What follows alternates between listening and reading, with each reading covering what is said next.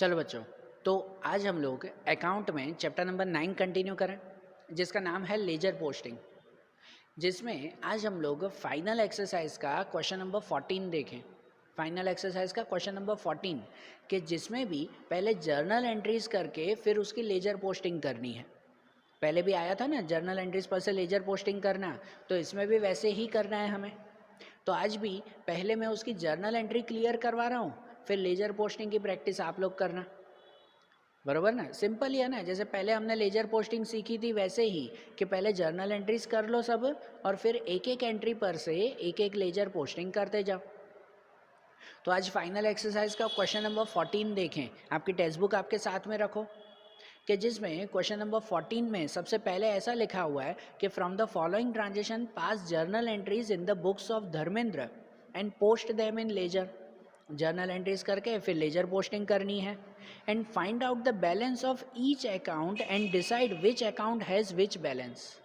अब उसके बाद लेजर पोस्टिंग के बाद क्या करना है पता है? हर एक लेजर को क्लोज करके उसका बैलेंस भी पता करना है कि कौन सा डेबिट बैलेंस है, कौन सा क्रेडिट बैलेंस है। पहले क्या करते थे हम लोग? जर्नल एंट्रीज की, लेजर पोस्टिंग की, वहाँ पे ख़त्म। लेकिन अब तीसरा स्टेप भी करना है। पहले जर्नल एंट्री, फिर लेजर पोस्टिंग, फिर उस पर से लेजर पोस्टिंग को क्लोज करना। हर एक लेजर, हर एक अकाउंट, जितने भी आप अकाउंट बनाते हो ना, भले फिर 15-20 जितने भी अकाउंट बनते हो, उन सबको क्लोज करना।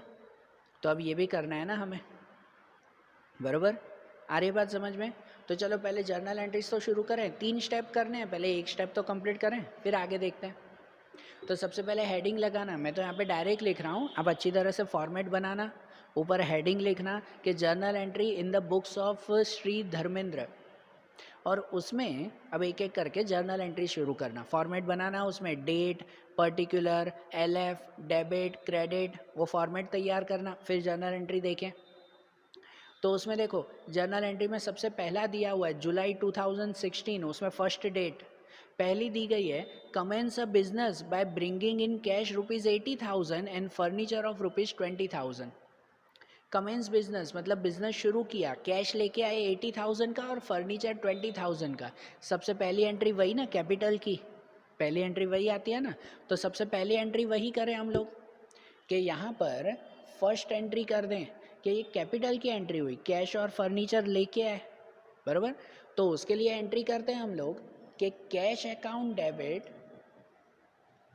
कैश अकाउंट डेबिट कितना कैश लेके आए? 80,000 का।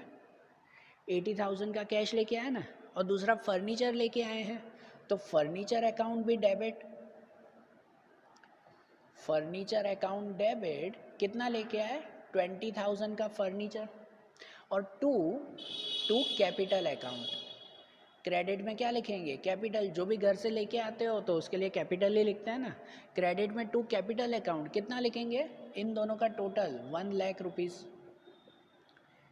80,000 प्लस 20,000, टोटल 1 लाख का सामान घर से लेके आए। ये हो गई ना पहली एंट्री। नीचे बीइंग लिख देना वही सेम कि commence a business by bringing cash and furniture in business. Okay. अब दूसरी एंट्री, सेकेंड एंट्री में क्या दिया हुआ है? अब bank account is open by depositing 30,000। भाई बैंक अकाउंट शुरू किया है, 30,000 डिपॉजिट किए हमने बैंक में। तो बैंक में हमने डिपॉजिट किए तो उसकी एंट्री क्या करते हैं? ये भी यूजुअल एंट्री है हमारी, हमेशा आती है कि उसकी एंट्री करते हैं बैंक अकाउंट डेबिट। बैंक में पैसे डाले ना हमने, तो bank account debit to to cash account. हमारे बिजनेस में से कैश गया, हमारे बिजनेस में से कैश गया, तो इसलिए कैश अकाउंट क्रेडिट में, और बैंक में कैश आया तो बैंक अकाउंट डेबिट में। कितना हमने कैश दिया है? तो 30,000, तो 30,000 रुपीज़ इसमें लिखेंगे, बराबर। ये हो गई ना सेकेंड एंट्री भी कि हमने बैंक में 30,000 रुपीज़ डिपॉजिट किए। ओके। उसके बाद थर्ड वाली एंट्री, थर्ड एंट्री में ऐसे दिया हुआ है कि goods of 12,000 R purchase from Mahendra at 6% trade discount and paid cash ₹4,000। ठीक है। क्या दिया हुआ है कि हमने 12,000 का सामान 6% ट्रेड डिस्काउंट पे महेंद्र से ख़रीदा है, और साथ में 4,000 रुपये कैश दिए। मतलब आधा हमने ख़रीदा है, आधा उधार पे और आधा कैश पे। ठीक है, 4,000 कैश दिए, बाकी का उधार रहा, तो उसकी एंट्री क्या करते हैं हम लोग, तो उसकी एंट्री यहाँ पर परचेज किया है तो परचेज अकाउंट डेबिट में आता है, परचेज किया ना तो परचेज अकाउंट डेबिट में, और बाकी की सभी चीज़ें जो कैश दिया, जो उधार रहा, वो कहाँ पे, क्रेडिट में। ऐसे ही करते हैं ना। जर्नल एंट्री पहले ऐसे आती है इसकी कि जब भी हमने ऐसा परचेज किया है तो उसमें लिखते हैं कि purchase account debit, purchase account debit, वो डेबिट में, और टू कैश अकाउंट, क्रेडिट में एक आएगा कैश अकाउंट कि हमने जितना कैश दिया, और दूसरा नाम आएगा महेंद्र अकाउंट। दूसरा नाम महेंद्र अकाउंट क्यों, कि जितना बाकी रहा वो, बराबर ना, जितना बाकी रहा वो यहाँ पे लिखेंगे महेंद्र अकाउंट। समझ आ रही है बात। अब इसमें अमाउंट क्या लिखें, तो देखो अमाउंट में ऐसा लिखेंगे कि देखो 12,000 का सामान है जो 6% ट्रेड डिस्काउंट पे ख़रीदा है, मतलब अगर काउंटिंग करो ना तो 12,000 का सामान है, उसके 6%, तो 6% हो जाते हैं 720 रुपीज़। आप भले कैलकुलेटर में चेक कर लेना, 12,000 के 6% मतलब कितने हो जाएंगे, 720। तो उसका अगर माइनस करो ना तो कितना बच जाता है उसमें, 11,280 रुपीज़। कितना आ जाएगा, 11,280 रुपीज़, इतना बचेगा। मतलब हमने परचेज़ किया ना वो 11,280 रुपीज़ का परचेज़ किया है। मतलब जो यहाँ पे परचेज़ अकाउंट डेबिट लिखता है ना, तो वो परचेज़ अकाउंट डेबिट में 11,280 रुपीज़ लिखेंगे। ओके, इतना हमने परचेज़ किया, और उसमें से टू कैश अकाउंट, क्रेडिट में कैश में, तो कैश में कितना दिया है, 4,000 रुपये हमने कैश दिया, तो कैश में लिखेंगे 4,000 रुपीज़, और बाकी का महेंद्र में लिखेंगे, बाकी का उधार रहा कि 11,280 में से 4,000 रुपये दिए हमने, तो बाकी 7,280 रुपीज़ वो बाकी रहा। ठीक है, तो ऐसी हो गई ना जर्नल एंट्री। हमेशा 4 चैप्टर से, फिर से बोल रहा हूँ, 4 चैप्टर से करते आ रहे हैं हम लोग ये कि भाई पहले परचेज अकाउंट डेबिट, उसमें ये टोटल अमाउंट लिखेंगे, टू कैश अकाउंट, कैश में लिखेंगे वो 4,000 रुपये, और बाकी का महेंद्र में। ओके, समझ में आ गई ये बात। अब उसके बाद वाली एंट्री कि दूसरा नंबर 5, डेट 5 में दी गई है, उसमें लिखा हुआ है goods of 7,500 R sold to Narendra at 10% trade discount and he has paid 2,000। अब देखो सेम एंट्री, लेकिन अब ये सेल की है कि हमने 7,500 का सामान नरेंद्र को सेल किया, और उसके बदले में उसने 2,000 रुपये दिए, 2,000 रुपये दिए, बाकी का उधार रहा, बाकी का बाकी रहा ना कि वो बाद में देगा। तो इसमें कैसी एंट्री की कि जो परचेज़ किया है तो परचेज अकाउंट डेबिट में, बाकी दोनों नाम क्रेडिट में ना, तो वैसे ही यहाँ सेल किया है तो सेल अकाउंट क्रेडिट में आएगा, और बाकी के दोनों नाम वो कहाँ पे लिखेंगे, डेबिट में लिखेंगे। ठीक है ना, सेल अकाउंट क्रेडिट में और बाकी के दोनों नाम कहाँ पे आएगा, तो डेबिट में आएगा। ऐसे होगी ना एंट्री। मतलब क्या करेंगे उसमें पता है, इसकी एंट्री हो जाएगी नंबर 4 की डेट 5 की एंट्री कि उसमें पहले लिखेंगे कैश अकाउंट डेबिट, उसमें क्रेडिट में था, उसमें डेबिट में, कि कैश अकाउंट डेबिट, दूसरा Narendra account debit, Narendra account भी डेबिट में आएगा कि Narendra account debit to sales account, to क्या लिखेंगे, सेल्स अकाउंट, कि भाई थोड़ा कैश दिया, थोड़ा बाकी रहा, और टोटल इतना सेल किया है हमने, बराबर। और टोटल कितना सेल किया वो क्या लिखा हुआ है उसमें कि 7,500 का गुड्स है जिसमें 10% ट्रेड डिस्काउंट, मतलब कि 7,500 रुपये का सामान है, उसमें 10% मतलब कि 750 रुपये का डिस्काउंट। तो अगर 750 रुपये का डिस्काउंट हुआ तो अमाउंट उसमें कितनी बच गई, अमाउंट बच गई 6,750 रुपीज़, बराबर। कितनी अमाउंट बच गई, 6,750 रुपीज़ की। मतलब जो हमने सेल किया ना, वो टोटल सेल जो क्रेडिट में लिखता है ना, वो टोटल सेल हो गया 6,750 रुपीज़ का सेल। ठीक है, सेल इतना हुआ, और उसमें कैश दिया है, कैश कितना मिला, तो यहाँ पे लिखा हुआ है कि कैश 2,000 रुपीज़। तो तो मतलब उसमें से कैश लिखेंगे 2000 रुपीज़ और बाकी का क्रेडिट में, तो बाकी क्रेडिट कितना, तो बाकी का क्रेडिट आएगा 4750 रुपीज़। 6000 में से 2000 रुपये कैश दिया तो बाकी का 4000 बाकी रहा ना हमारा, बराबर ना। ऐसे ये सेल की एंट्री ना, देखो जैसे परचेज में किया वैसे ही ये सेल में भी एंट्री होगी, होगी कि नहीं, सेम है ना दोनों। तो अब उसके बाद वाली एंट्री देखें, नंबर 6। तो नंबर 6 में दिया हुआ है paid in cash 3000 for shop board and 4000 for advertisement in newspaper. देखो ये खर्चे किए हैं हमने कि जो शॉप बोर्ड, शॉप के बाहर जो बोर्ड लगाते हैं ना, कि उसके 3000 रुपये खर्चे किए और न्यूज़पेपर में एडवर्टाइजमेंट के 4000 रुपये हमने खर्च किए, तो उसकी एंट्री करेंगे ना। तो ये देखो दोनों खर्चे हैं, दोनों एक्सपेंस है, तो एक्सपेंस कहाँ पे आते हैं, डेबिट में आते हैं। ये दोनों नाम डेबिट में लिखेंगे और क्रेडिट में लिखेंगे कैश। हमने पे किया ना, हमारे पैसे गए ना, तो रूल के हिसाब से क्रेडिट व्हाट गोज आउट, हमारे पैसे गए तो उसको क्रेडिट में लिखा जाएगा और वो दोनों नाम आएंगे डेबिट में। सही बात कि नहीं। तो देखो उनकी एंट्री यहाँ पे करें, ये रफ कर देता हूँ अब कि अब उसकी एंट्री करें। डेट 6 दिया हुआ है, तो 6 डेट में देखो शॉप बोर्ड हमने ख़रीदा है, शॉप बोर्ड के लिए 3000 रुपये दिए, तो उसके लिए अकाउंट क्या बनाएंगे, शॉप बोर्ड अकाउंट। नहीं, ऐसा अकाउंट नहीं बनता है, शॉप बोर्ड अकाउंट ऐसा कोई अकाउंट नहीं होता। उसके लिए दो चीज़ें लिख सकते हो, या तो लिख सकते हो sundry expenses, sundry expenses, sundry मतलब छोटे मोटे खर्चे, क्या भाई ये छोटा मोटा खर्चा हुआ। या तो शॉप बोर्ड को लिख सकते हो फर्नीचर में, कि फर्नीचर अकाउंट। हाँ, फर्नीचर में ज़रूरी नहीं कि खाली ये टेबल कुर्सी वगैरह वही आता हो, आप शॉप में जो जो चीज़ें खरीद रहे हो, जो आप लॉन्ग टाइम के लिए यूज़ करने वाले हो, वो सब ऑलमोस्ट आपके फर्नीचर में काउंट होगी। तो शॉप के बाहर जो आप लोग बोर्ड लगाते हो, तो वो भी आपका एक तरह का फर्नीचर ही गिना जाएगा, बराबर। तो इसलिए उसमें या तो फर्नीचर लिखो तो भी ठीक है, या तो फिर सन्ड्री एक्सपेंस अकाउंट लिखो तो भी ठीक है। शॉप बोर्ड अकाउंट ऐसा नाम नहीं बनता है, ठीक है। तो इन दोनों में से जो आपको लिखना हो, मैं फ़िलहाल फर्नीचर लिख रहा हूँ कि फर्नीचर अकाउंट।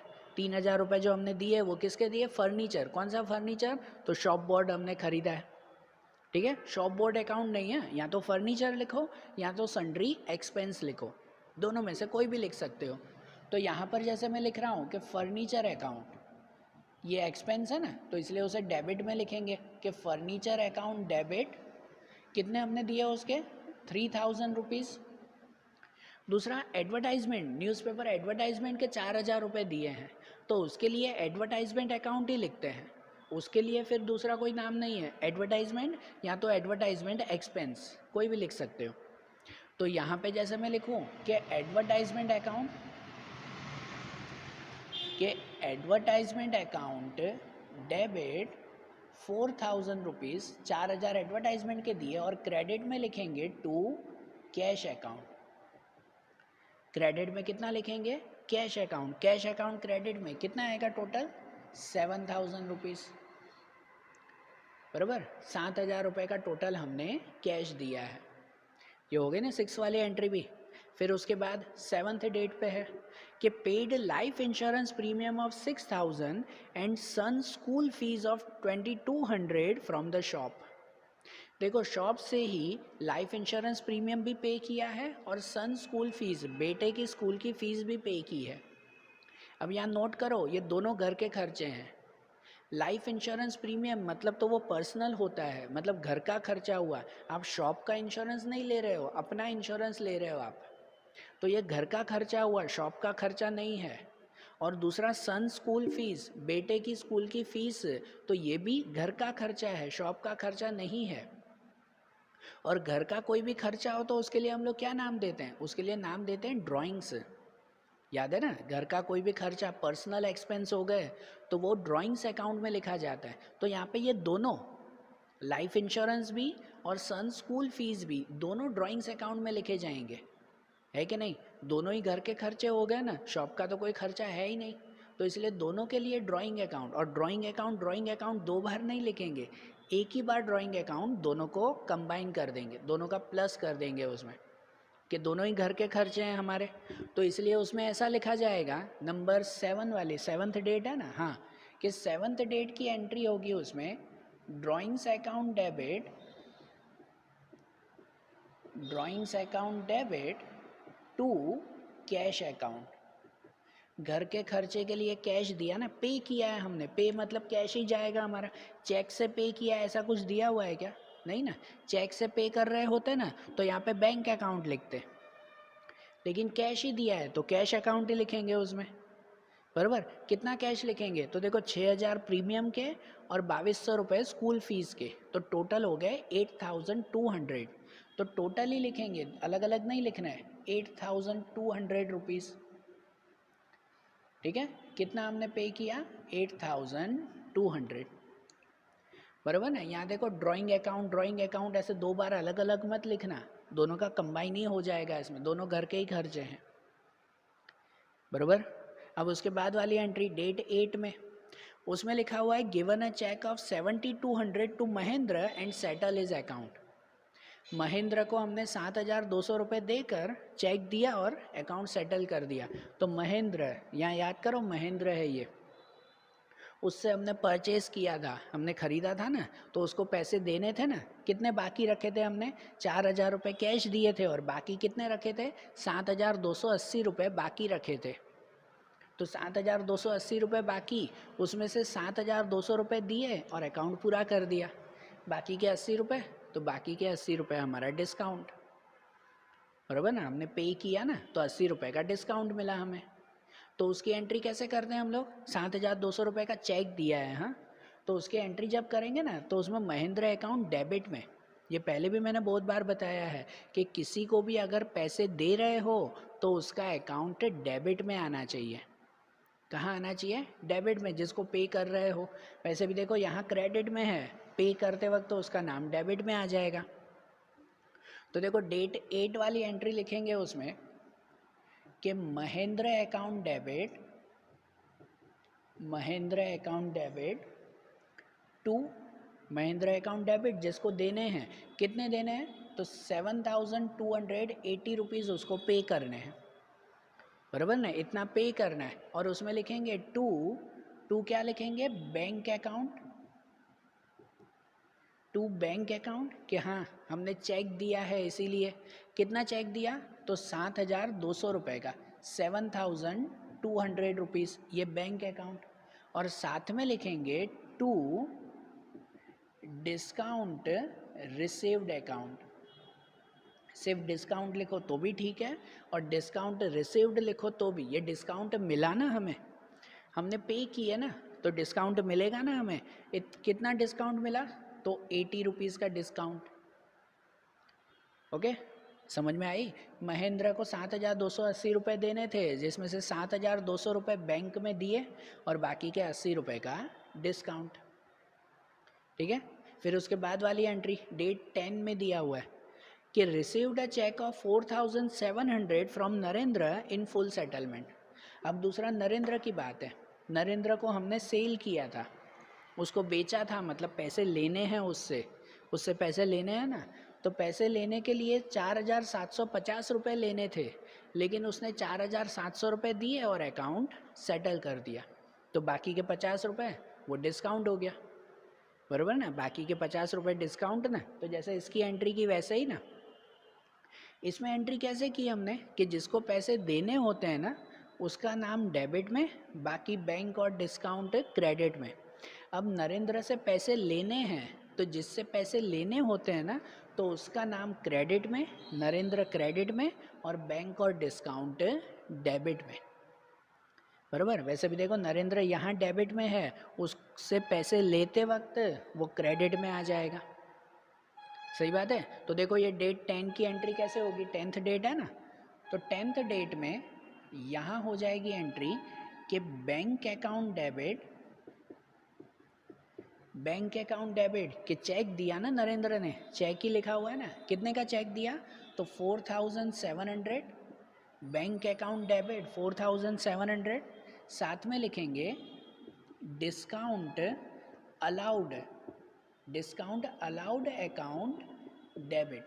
डिस्काउंट अलाउड, इसका मतलब कि हमने डिस्काउंट दिया, ना डिस्काउंट, नुकसान हुआ ना हमारा, कितने का? तो 50 रुपये का, 50 रुपीज़ का डिस्काउंट। और टू क्रेडिट में लिखेंगे नाम, टू नरेंद्र अकाउंट, कि टू नरेंद्र अकाउंट कितना लिखेंगे उसमें 4750 रुपीज़, कि ये पूरे रुपए हो गए 4750 रुपये उस नरेंद्र के। बराबर, समझ में आ गई बात है कि जिसको पे करने हैं उसका अकाउंट क्रेडिट में लिखेंगे और बाकी दोनों डेबिट में।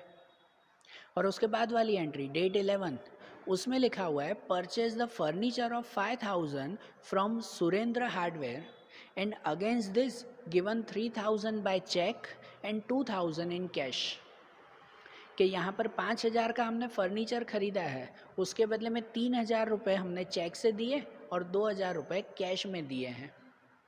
तो वैसे ही लिखेंगे ना, मतलब हो गया तो पूरा कैश में ही ना, बाकी तो नहीं रखा ना हमने।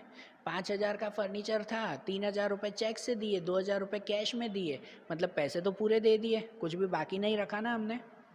तो उसकी एंट्री कैसे करेंगे हम लोग? उसकी एंट्री आएगी डेट 11 लिखें अब इसमें लास्ट, कि फर्नीचर अकाउंट डेबिट, फर्नीचर हमने खरीदा है तो फर्नीचर अकाउंट ही लिखेंगे। यहाँ देखो कि यहाँ पर परचेज अकाउंट मत लिखना, पहले भी बहुत बार बताया है, परचेज अकाउंट तब लिखा जाता है कि जब कोई गुड्स खरीद रहे हो, फर्नीचर या और कुछ खरीदते हैं तो परचेज अकाउंट नहीं लिखते हम लोग। बराबर, तो इसीलिए इसमें लिखेंगे फर्नीचर अकाउंट ही, हमने फर्नीचर ही खरीदा है। कितने का फर्नीचर खरीदा? तो 5000 रुपीज़, 5000 का हमने फर्नीचर खरीदा। और क्रेडिट में लिखेंगे टू बैंक अकाउंट, एक लिखेंगे बैंक अकाउंट। बैंक अकाउंट क्यों? क्योंकि हमने चेक दिया है। कितने का चेक दिया? तो 3000, तो एक लिखेंगे बैंक अकाउंट, यहाँ पे 3000 रुपीज़। और दूसरा साथ में लिखेंगे टू कैश अकाउंट, कि दूसरा कैश भी दिया ना हमने, कितना कैश दिया? तो 2000 रुपीज़। बराबर, यहाँ पे नाम नहीं आएगा, जो नाम है ना सुरेंद्र हार्डवेयर, वो नहीं आएगा। क्यों नहीं आएगा? क्योंकि सभी हमने कैश दे दिया ना, चेक और कैश दे दिया ना, बाकी तो नहीं रखा ना। अगर उधार बाकी होता तो वो नाम लिखते ना, जैसे इसमें नरेंद्र अकाउंट, महेंद्र अकाउंट लिखते थे। तो अगर बाकी होता तो यहाँ कुछ बाकी रखा ही नहीं, तो इसलिए बैंक और कैश ही आएगा, उसका नाम नहीं। समझ आया? हो गई सब एंट्रीज? सब एंट्रीज कंप्लीट हो गई, तो अब क्या करेंगे? अब इसका लेजर पोस्टिंग देखें, ठीक है ना, कि अब इनकी लेजर पोस्टिंग देखें, इनमें लेजर कैसे कंप्लीट करना है हमें। बराबर, चलो देखो कि अब इनकी लेजर पोस्टिंग कैसे करनी है वो हम लोग समझें। लेजर पोस्टिंग के लिए सबसे पहले तो क्या किया जाता है कि जितने भी नाम दिए हुए हैं उन सब का एक एक लेजर बना देते हैं ना, एक एक अकाउंट बना देते हैं कि नहीं हम लोग, है कि नहीं? मैंने यहाँ पर फ़िलहाल जो है वो ये 4 अकाउंट बनाए, तो ऐसे जितने भी बनते हो भाई एक एक शुरू करेंगे। पहले कैश अकाउंट, तो यहाँ पे पहले बनाएंगे एक कैश अकाउंट। फॉर्मेट वही ना कि डेबिट और क्रेडिट साइड पे, एक साइड पे ये डेट, पर्टिकुलर, जेएफ और अमाउंट, उस साइड भी डेट, पर्टिकुलर, जेएफ और अमाउंट। ऐसा ही सब में बनाएंगे ना, कि एक कैश लिखा हुआ है तो एक कैश अकाउंट बनाएंगे, फर्नीचर लिखा हुआ है तो एक फर्नीचर अकाउंट बनाए, कैपिटल लिखा हुआ है तो एक कैपिटल अकाउंट बनाए। उसके बाद बैंक, तो एक बैंक अकाउंट बनाते हैं। कैश, तो कैश बन चुका है। फिर परचेज, तो उसके नीचे एक परचेज अकाउंट बनाएंगे, है कि नहीं? पहले भी जितने ऐसे लेजर बनाए हैं वैसे ही सब लेजर बनाएंगे ना। यहाँ पे जितने भी नाम दिए हुए हैं जर्नल एंट्रीज में, सबका एक एक लेजर बना देंगे। हाँ, लेजर रिपीट नहीं होना चाहिए। कैश आ गया सो आ गया, बैंक एक बार हो गया वो हो गया, दूसरी बार नहीं। ओके, रिपीट नहीं करेंगे, ये सब लेजर बनाएंगे ना। और उसके बाद लेजर पोस्टिंग, लेजर पोस्टिंग भी पहले आपको बताई है। कैसे करते हैं कि अगर ये पहली एंट्री है तो इसकी पोस्टिंग करेंगे, और उसके अंदर भी एक एक चीज़ की पोस्टिंग। कि सबसे पहले लिखा हुआ है कैश अकाउंट डेबिट, तो मतलब कैश अकाउंट के डेबिट में जाएंगे और अमाउंट लिख दें कितनी, 80,000 रुपीज़। तो कैश अकाउंट के डेबिट में जाएं, अमाउंट में लिख दें यहाँ पर 80,000 रुपीज़। डेट समझो फर्स्ट, अब पूरी डेट लिखना, जुलाई 2016 फर्स्ट। और उसमें नाम किसका लिखेंगे? कैपिटल का। क्रेडिट में ना, अगर डेबिट वाली चीज़ लिख रहे हो तो नाम क्रेडिट का, क्रेडिट वाली चीज़ लिख रहे हो तो नाम डेबिट का। बराबर, तो यहाँ कैश अकाउंट डेबिट, और उसमें नाम कौन सा लिखेंगे? Capital account. यहाँ पे लिख रहे हैं तो यहाँ लिखेंगे to capital account, to capital account 80,000 rupees. बराबर, ऐसे ही होगा ना। फिर दूसरा furniture account debit, cash account debit हो गया, वैसे ही फर्नीचर अकाउंट डेबिट। तो फर्नीचर अकाउंट के डेबिट में जाते हैं, अमाउंट लिख देंगे कितनी 20,000। फर्नीचर अकाउंट के डेबिट में जाते हैं, वहाँ लिख दें 20,000 रुपीज़। डेट में लिख दें फर्स्ट, और नाम में कौन सा, तो उसके नाम में भी ये क्रेडिट वाला कौन सा नाम, कैपिटल अकाउंट। तो क्रेडिट में यहाँ पे लिख देंगे टू कैपिटल अकाउंट, बराबर। और फिर इसमें capital account to capital account, मतलब कैपिटल अकाउंट के क्रेडिट में जाएंगे 10,000 रुपीज़, और नाम किसका लिखेंगे, तो देखो ये क्रेडिट में है और डेबिट में दो नाम है ना, तो दोनों नाम लिखेंगे उसमें, है कि नहीं। पहले भी लेजर पोस्टिंग ऐसे ही किया ना, कैपिटल अकाउंट के क्रेडिट में जाएंगे और नाम लिखना है डेबिट वाला। अब डेबिट में दो नाम है तो वो दोनों नाम उसमें लिखेंगे, मतलब कैपिटल अकाउंट के क्रेडिट में जाएंगे डेट 1 और नाम दोनों लिखेंगे, बाय कैश अकाउंट। क्रेडिट में लिखते हैं तो बाय लिखते हैं ना, कि बाय कैश अकाउंट, और दूसरा बाय फर्नीचर अकाउंट, बराबर। अमाउंट उसमें दोनों की, कि कैश में ये 80,000 रुपीज़ और फर्नीचर में ये 20,000 रुपीज़। ओके, ऐसे होगा ना इसमें, समझ आ रहा है ना, कि अगर कैपिटल के क्रेडिट में जा रहे हैं तो नाम डेबिट के दोनों का लिखना है, कि कैश भी और फर्नीचर भी। ये हो गई लेजर पोस्टिंग पहले की, फिर दूसरे की लेजर पोस्टिंग, एक एक करके करते जाएंगे ना। अब दूसरे की लेजर पोस्टिंग, कि उसमें बैंक अकाउंट डेबिट, तो बैंक अकाउंट के डेबिट में जाएं, नाम कौन सा लिखेंगे, क्रेडिट वाला, कैश अकाउंट। भले पहले नाम लिखो फिर अमाउंट लिखो अगर कन्फ्यूज़न हो तो, कि bank account debit, bank account के डेबिट में जाएं, ये बैंक अकाउंट बनाया है उसके डेबिट में जाए और नाम लिखें क्रेडिट वाला टू कैश अकाउंट, बराबर। डेट समझो सेकंड और अमाउंट कितनी है बैंक में अमाउंट 30,000, तो बैंक में अमाउंट लिखेंगे वहाँ पर 30,000 रुपीज़, बराबर ऐसे। और दूसरा टू कैश अकाउंट मतलब कैश अकाउंट के क्रेडिट में जाओ, कैश के क्रेडिट में, और नाम किसका लिखेंगे, बैंक अकाउंट का। सही बात ना, कैश के क्रेडिट में जाओ और नाम लिखेंगे उसमें बैंक अकाउंट। तो ये कैश अकाउंट है, उसके क्रेडिट में जाओ, नाम लिखो बाय बैंक अकाउंट।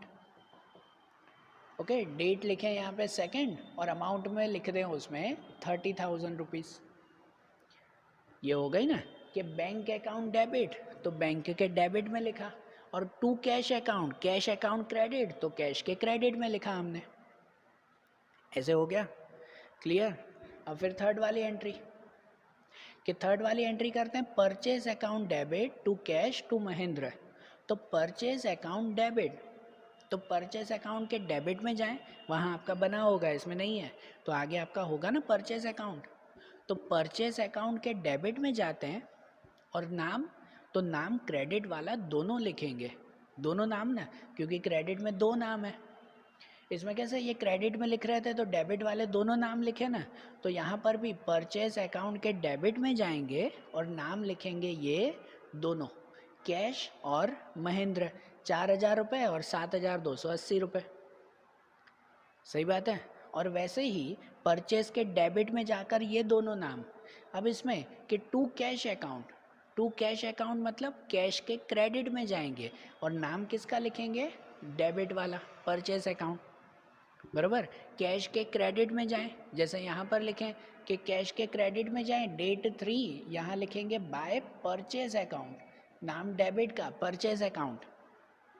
और अमाउंट तो वही कैश के सामने वाली, कौन सी अमाउंट, 4,000 रुपीज़, तो यहाँ पे अमाउंट लिखें वही 4,000 रुपीज़,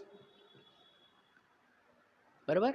और ऐसे ही इसमें टू महेंद्र अकाउंट, मतलब जो महेंद्र अकाउंट बना हुआ होगा आपका आगे, उस महेंद्र अकाउंट के भी क्रेडिट में जाएं, टू महेंद्र अकाउंट मतलब महेंद्र अकाउंट के भी क्रेडिट में जाएं और नाम किसका लिखें, डेबिट वाला, परचेस अकाउंट, बराबर ना, नाम डेबिट वाला, परचेस अकाउंट, और अमाउंट ये 7,280 रुपीज़। ठीक है, समझ आ रही है ना लेजर पोस्टिंग, जैसे आगे की थी सब वैसे ही, तो ऐसे ही इन सब की भी लेजर पोस्टिंग आप लोग कर लो। ठीक है, ये कंप्लीट करना सब एक एक करके जो है वो लेजर पोस्टिंग करते जाओ। अगर इसमें पहले खुद ट्राई करो उसमें, नहीं तो फिर लिंक में मैंने डाउनलोड की लिंक रखी हुई है कि उसमें एक बार जो है वो चेक कर लो। पहले खुद ट्राई करो और फिर चेक करो कि भाई कैसे हमने ये लेजर पोस्टिंग की है, सही है या गलत है, डेबिट या क्रेडिट या नाम, अमाउंट वो गलत तो नहीं लिखी है। 3 चीज़ें लेजर में चेक करते हैं ना, पहले डेबिट क्रेडिट चेक किया करो कहाँ लिखना है, फिर नाम गलत ना लिख दो कि भाई फर्नीचर में यहाँ पे भी फर्नीचर ही लिख दिया मैंने, ऐसे नहीं होना चाहिए। नाम चेक करो और फिर अमाउंट चेक करो कि कहीं अमाउंट ना गलत हो जाए। फिर समझ आ रही है बात? तो ये कंप्लीट लेजर पोस्टिंग आप करो और उसके बाद आप तीसरा स्टेप करना है। तो तीसरा स्टेप क्या कि जब आपके सभी लेजर तैयार हो जाए ना, सब के सब तैयार हो जाए ना, तो फिर इसको क्लोज करना है। क्या करना है? इसे क्लोज करना है, सभी अकाउंट बंद करना है। ये क्लोजिंग कैसे करते हैं? जैसे आप लोग आगे कैश बुक में नहीं करते थे, कैश बुक वाला चैप्टर था तो उसमें क्लोज करते थे ना, डेबिट और क्रेडिट का टोटल करते थे, फिर जहाँ पे कम ज़्यादा हो तो वहाँ पे लिखते थे बैलेंस कैरी फॉरवर्ड CF।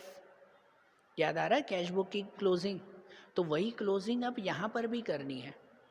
जैसे ये 4 अकाउंट है तो 4 अकाउंट को मैं क्लोज करके बता रहा हूँ, अभी तो ये आधे अधूरे अकाउंट है, आपके तो कंप्लीट होंगे उसके बाद क्लोज करना। मैं तो जस्ट बता रहा हूँ एग्जांपल से कि ये आधे अधूरे अकाउंट है, इनको भी कैसे क्लोज करना है, बराबर। बाकी तो कैश अकाउंट में तो अभी भी बहुत सारी एंट्री होगी ना, इसमें भी है कैश अकाउंट, ये कैश सब में कैश अकाउंट दिया हुआ है तो उन सब की एंट्रीज होगी, फिर क्लोज होगा ना वो, सही बात है ना। तो यहाँ पर जस्ट मैं पहले बता रहा हूँ कि क्लोजिंग कैसे करनी है। आप पहले सब लेजर पोस्टिंग करना, उसके बाद इनको क्लोज करना। मैं फिलहाल ये 4 अकाउंट कैसे क्लोज करने हैं वो बता रहा हूँ। जैसे देखो पहले कैश अकाउंट क्लोज करना है, तो क्लोज करने के लिए पहले डेबिट और क्रेडिट में चेक किया करो किसका टोटल ज़्यादा है। किसका टोटल ज़्यादा है, डेबिट साइड का कि क्रेडिट साइड का, किस साइड का टोटल ज़्यादा हुआ? तो देखो डेबिट साइड का टोटल ज़्यादा है ना, इसमें 80,000, इसमें 30,000 एंड 4,000, तो इसका टोटल ज़्यादा हुआ ना। तो इसका टोटल ज़्यादा है ना, तो यहाँ आखिरी में एक लाइन बना देना, दूसरी एक लाइन, और वहाँ पे इसका टोटल, बराबर, यहाँ पर ये एक लाइन बन जाएगी दूसरी, और यहाँ पे लिख देंगे ये 80,000 रुपीज़, ये टोटल हो गया। किस साइड का टोटल ज़्यादा है पहले वो लिख देते हैं कि भाई ये 80,000, दूसरा ही यहाँ पर भी लिख दें ये 80,000 रुपीज़। याद है कैश बुक में भी ऐसा ही करते थे कि यहाँ पे जो टोटल आया वही टोटल यहाँ पे भी लिख देंगे 80,000 रुपीज़, बराबर। और अब 80,000 में से ये दोनों माइनस करेंगे, ये दो या जितनी भी आपकी अमाउंट हो वो सब माइनस करेंगे उसमें। एक साइड का टोटल हो गया, इसका टोटल ज़्यादा है, वही टोटल यहाँ पे लिखा। अब इसमें से ये माइनस करेंगे कि जैसे अगर 80 में से 34 अगर माइनस करो तो बचता है 46,000। कितना बचेगा? 46। फिर से बोल रहा हूँ ये अभी आधा है, हाँ? अब पूरा करके टोटल करना है, ये अमाउंट शायद थोड़ी अलग आएगी, अलग ही आएगी ना उसमें। तो यहाँ कितना बचा हमारा? 46,000 बचा कि भाई 80,000 कैश में से इतना कैश माइनस किया, तो ये 46,000 उसके आगे लिखेंगे हम लोग bye balance carry forward. Balance carry forward, और यहाँ पे ना डेट, मंथ की आखिरी डेट लगाएंगे 31। जुलाई मंथ चल रहा है मतलब 31 डेट, तो वो डेट 31 लिखेंगे बाय बैलेंस कैरी फॉरवर्ड। समझ आई बात है? क्लियर हो रहा है? कैसे करना है, टोटल कैसे? ये क्लोजिंग हो गई हमारी, ये एक अकाउंट क्लोज हो गया। कैसे क्लोज करते हैं? पहले जिसका टोटल ज़्यादा हो वो लिखते हैं, वही टोटल सामने भी लिखते हैं, और उसमें से ऊपर की चीज़ें माइनस करते हैं, तो बाकी का हमारा वो टोटल कहलाया। ओके, हो गई है क्लोजिंग। और इसमें ना ये चेक करते हैं, अब आपको पूछे कैश कौन सा अकाउंट हुआ, डेबिट के क्रेडिट, बैलेंस कौन सा, डेबिट का कि क्रेडिट का, तो उसमें जिस साइड का टोटल ज़्यादा हुआ ना वो उसका बैलेंस कहलाता है। आखिरी में बताना होता है ना कि कैश डेबिट बैलेंस के क्रेडिट बैलेंस, तो इसमें किस साइड का टोटल ज़्यादा था, माइनस करके कहाँ लिखा वो नहीं चेक करते, किस साइड का टोटल ज़्यादा है वो चेक करते हैं। किस साइड का टोटल ज़्यादा है? तो डेबिट का टोटल ज़्यादा है, तो मतलब कहलाया कैश हैज़ डेबिट बैलेंस, कि कैश में कौन सा बैलेंस है, डेबिट बैलेंस। अब वैसे ही ये फर्नीचर को क्लोज करें, इसमें भी दूसरी एंट्री होगी, है ना, फर्नीचर लिखा हुआ है, फर्नीचर लिखा हुआ है, होगी दूसरी एंट्रीज भी, लेकिन पहले जस्ट क्लोजिंग बता रहा हूँ। कि अब अगर फर्नीचर क्लोज करें तो फर्नीचर में भी देखेंगे किस साइड टोटल ज़्यादा है। अगर दूसरी साइड है ही नहीं तो बात ही ख़त्म ना, कि भाई इस साइड का टोटल ज़्यादा है मतलब ये 20,000, तो यहाँ लास्ट में लिख देंगे 20,000 रुपीज़, नीचे 2 लाइन भाई ये क्लोजिंग। वही 20,000 यहाँ पर भी लिखेंगे। अब ये 20,000 में से कुछ माइनस करने के लिए है इसमें, जैसे माइनस कर रहे थे इसमें कुछ है माइनस करने के लिए? कुछ भी नहीं ना, तो यहाँ पर भी 20,000 ही लिख देंगे और उसके सामने लिख देंगे बाय बैलेंस कैरी फॉरवर्ड। भाई ये इतना बैलेंस बचा जो आगे के साल कैरी फॉरवर्ड करना है, आगे के साल या आगे के महीने में लेके जाएंगे हम लोग। ओके, तो ये फर्नीचर भी क्लोज हो गया ना भाई, इस साइड ही था खाली, इस साइड को टोटल था ही नहीं, तो ये 20,000 वही 20,000 यहाँ पे भी लिखा और वही ऊपर भी लिख दिया। डेट में लिख दें तो डेट में आखिरी डेट 31, बराबर। अब इसमें भी फर्नीचर में कौन सी साइड का टोटल ज़्यादा आया? टोटल जब कर रहे थे तो इस साइड ही था ना, ये तो हमने बैलेंस लिख दिया ना, इस साइड का टोटल ज़्यादा था मतलब फर्नीचर का भी डेबिट बैलेंस डेबिट में ज़्यादा था, तो ये भी क्या कहलाया? डेबिट बैलेंस कहलाया, बराबर। अब कैपिटल को क्लोज करें, अब इसको क्लोजिंग करें तो कैपिटल में तो यही है, कैपिटल की दूसरी कोई भी एंट्री नहीं है, कैपिटल तो ये पहला ही आता है खाली, मतलब इतनी ही एंट्री है और दूसरा है ही नहीं। तो इसको अगर प्रॉपर क्लोज कर देना तो इसमें किस साइड क्रेडिट में टोटल ज़्यादा है? क्रेडिट में ना, कैपिटल में तो क्रेडिट ही होता है उसमें। तो अगर क्रेडिट में टोटल ज़्यादा है तो पहले क्रेडिट का यहाँ पर टोटल करने के 80 और 20 1 लाख रुपीज़, 1 लाख ये हो गया इस साइड का टोटल, तो वही टोटल यहाँ पे भी पहले लिख दो, यहाँ पे भी पहले लिख दें 1 लाख रुपीज़, और उसमें से कुछ माइनस के लिए नहीं है तो यहाँ पर भी लिख दें 1 लाख रुपीज़, और यहाँ लिख देंगे फिर टू बैलेंस, डेबिट में लिख रहे हो तो to balance carry forward, date लिख दें 31, बराबर। तो ये कैपिटल अकाउंट भी क्लोज हो गया, समझ में आ रहा है? ये अकाउंट भी क्लोज हुआ और इसमें किस साइड का टोटल ज़्यादा था? तो क्रेडिट का टोटल ज़्यादा था ना, तो कहलाएगा कैपिटल हैज़ क्रेडिट बैलेंस। तो इसका कौन सा बैलेंस कहलाया? क्रेडिट बैलेंस, जिस साइड का टोटल ज़्यादा वो उसका बैलेंस कहलाता है। क्लियर है एकदम? अब बैंक अकाउंट, तो बैंक अकाउंट में भी अभी एक ही एंट्री की है, वैसे तो बहुत सारी एंट्रीज़ हैं दूसरी बैंक की, है ना, तो फिलहाल एक एंट्री की है तो फिलहाल से उसी का ही बता रहा हूँ कि इसमें भी अगर क्लोजिंग करनी हो तो कैसे क्लोजिंग होगी कि भाई इस साइड जो है वो पहले टोटल कर दें,